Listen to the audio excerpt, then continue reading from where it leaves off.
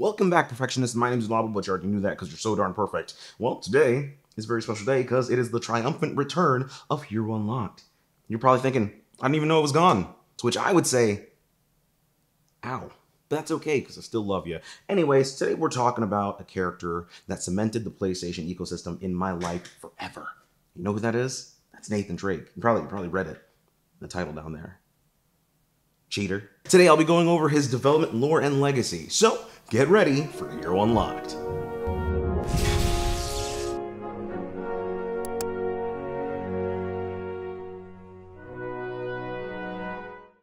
One of Sony's most notorious developers, if not the most, has got to be Naughty Dog. Getting their start in 1989 as Jam Software, Naughty Dog has producing some of the most notable characters in video gaming ever.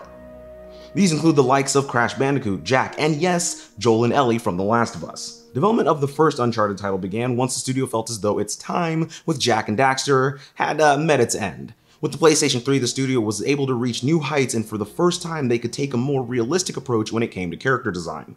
And while obvious parallels can be drawn between the Uncharted series and Tomb Raider, it should be noted that some of the inspiration came from movies like Indiana Jones and National Treasure. I mean, obviously there's a lot of humor there, you know. If you've played the game, you know what I'm talking about. Released in 2007, the title itself would see a gameplay approach much more akin to Gears of War than Tomb Raider. This approach, along with the cinematic style of presentation of the game, cemented the franchise into the PlayStation's, ecosystem. PlayStation infamy. 2 years later, it was confirmed by Sony that the title had sold over 2.5 million copies. So with success like this, we know that sequels are inevitable. Uncharted 2 Among Thieves, a terrible subtitle, was released in October of 2009. This title was released with several additions and improvements over the previous title. One of the most important additions to the franchise was the multiplayer mode.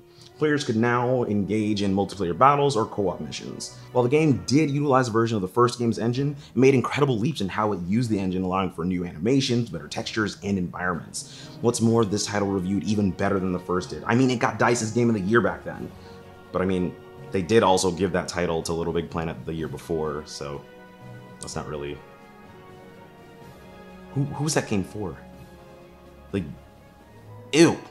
Uncharted 3, Drake's Deception, found its way onto the PlayStation 3 in 2011. This time, everything was taken up 2 notches. This meant even more motion capture and voice acting, even more realistic environments, and of course, the return of multiplayer.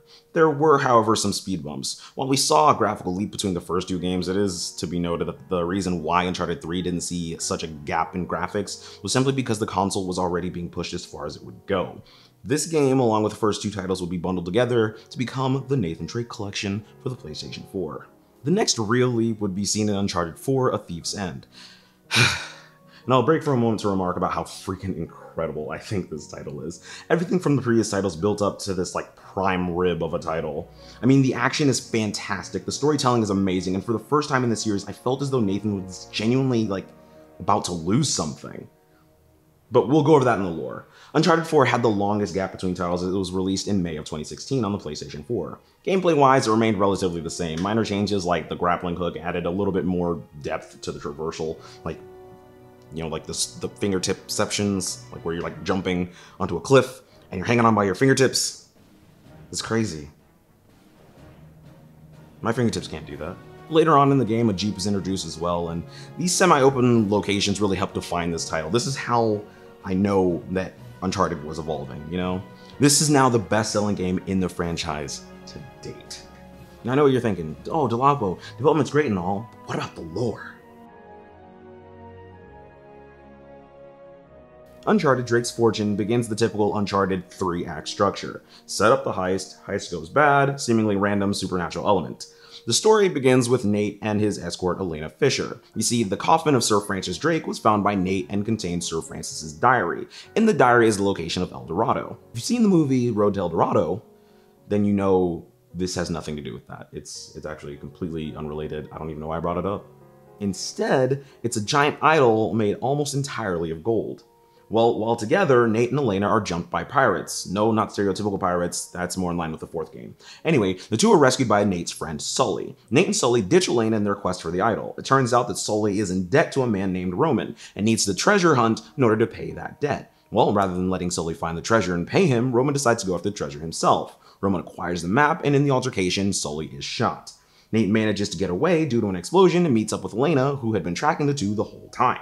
Nate and Elena use Sully's plane in order to make their way towards the island where the statue is located. After being shot down, they are, of course, separated. Nathan finds a map and makes his way to reunite with Elena after spotting her parachute.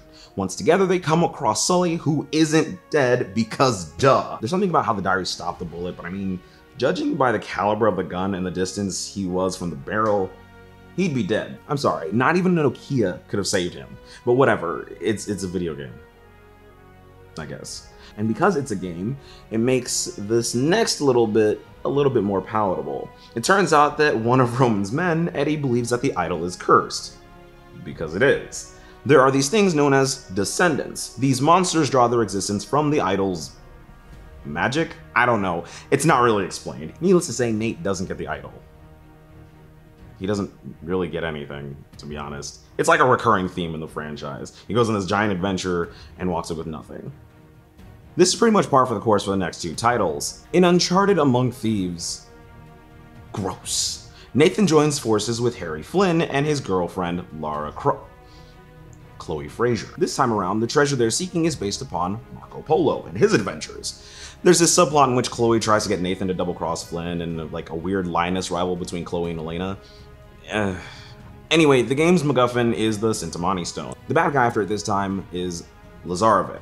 He's a pretty generic soldier guy, to be frank. Well, guess what? The stone is connected to the Tree of Life. The sap from the Tree of Life makes whoever drinks it a final boss. Lazarevic, of course, drinks the magical juice because the video game needs to end, and Nathan fights him, walks away with nothing. Yikes. It's funny, a lot of people consider this to be their favorite Uncharted title, but this one is weird for me. I have really mixed feelings about it. It really just centers around Chloe. I really don't like this character. Whenever she talks, I feel like her character model could be replaced by Nate's and no one would be the wiser. Why? Imagine if Lara Croft from the new Tomb Raider games had Nathan Drake's personality. Oops, you don't have to because Chloe is Nathan. Uncharted 3 is where things get a little bit more mature in my opinion. Uncharted 3, Drake's Deception follows Nate and Sully in yet again another MacGuffin-driven quest to find the lost city of Ubar this time. While the main story follows double-crossing treasure hunters and mercenaries like the previous title, it's Nathan's struggles at home that make for a more compelling storyline here. Since the events of the second game, Nathan and Elena had gotten married. Having fallen into some marital issues, Nathan now seems to be battling problems from both ends. This makes for more realistic character growth in my opinion. It makes Nathan's cynicism a bit more of a flaw and less of a quirk. Almost as if his childish behavior and selfish tendencies have consequences. Who'da thunk? Anyway, the supernatural elements of this game are a bit more toned down. The crazy nonsense in the third act is explained away as hallucinations. This, in a way, spits in the face of the world they've built so far. Instead of explaining the phenomenon that had happened before by actually fleshing out the world, they opted to pretend like none of the other stuff had ever even happened. This idea is cemented in the fourth title as none of these supernatural events occur, even though it's built up as though it will. In Uncharted 4, A Thief's End, Nathan Drake is done. He's out of the game. But because this game was written by human beings, he's gotta have that last heist, you know, that one last one. This heist is kickstarted by the reappearance of Nate's brother Sam. Sam was thought to have been killed during a prison break years before. As mentioned before, this adventure is pirate themed. Sam needs to pay off a debt he owes to someone who helped break him out of prison. Don't worry, I won't spoil anything you won't see in the trailer here. I still think the game is just new enough at this point, so I really do think you should play it. Yeah. What I will mention though is that Nathan goes off on an adventure, all while lying to his wife about his whereabouts. Why? Well, because he's out of the game. He's not supposed to do that. You can't tell your wife about your life-threatening journey to Europe in order to pay off a multi-million-dollar debt your brother, who you never told her about, mind you, incurred while escaping the prison because you have a very poorly envisioned version of survivor's guilt. That would be ridiculous. Once again, this story has weight primarily because of the relationships between the characters. Not only is Nate's relationship with his wife very heavy, but Nathan's childhood with his brother is explored here. We've seen the development of Drake's nature, but never his love for history before now. It was instilled in him by his brother and by the death of his mother. It just seems kind of off that Nathan never really felt like he grew as a character until the third game, and then he threw all of that development away at the beginning of the fourth game for the sake of subplot. Now, I'm not criticizing the writing here, I'm more criticizing Nathan's character. He's flawed, and that makes for a good hero, but I'm just afraid to root for a character that never seems to learn anything from his struggles. As much as I jest about Nathan's nature, I can't help but think about how he has helped differentiate him from Lara and her games. Where Lara Croft sees her titles of chronicle and focus on her story and unraveling her father's past and uncovering her future, Nathan's focus is on the relationship he has with the other characters in the game. Be it Elena, Sully, Sam, or yes, even Chloe. We see why each of these relationships is important to Nathan's story. None of them feel superfluous, and I think that's because Nathan finds them so valuable, and thus we find them valuable. In layman's terms, he cares, so we care. Nathan is at this point solidified as a Sony mascot. Naughty Dog has a great track record with this. Well, there's even a movie in the works, so can't wait to see how they mess that up. Not Naughty Dog, the studio that's producing it. Who is that? Nobody knows? Nobody cares? Either way, he's an awesome study in building an everyman and somehow making him stand out against every other adventure protagonist. He may have a heart of gold, but he's not above gunning down dozens of men in order to find some. And that is Nathan Drake, the Dude Raider. Thank you guys so much for watching. It's really great to be back with this. I love doing this kind of content. It's really important for me to have this outlet, or else I'd go crazy.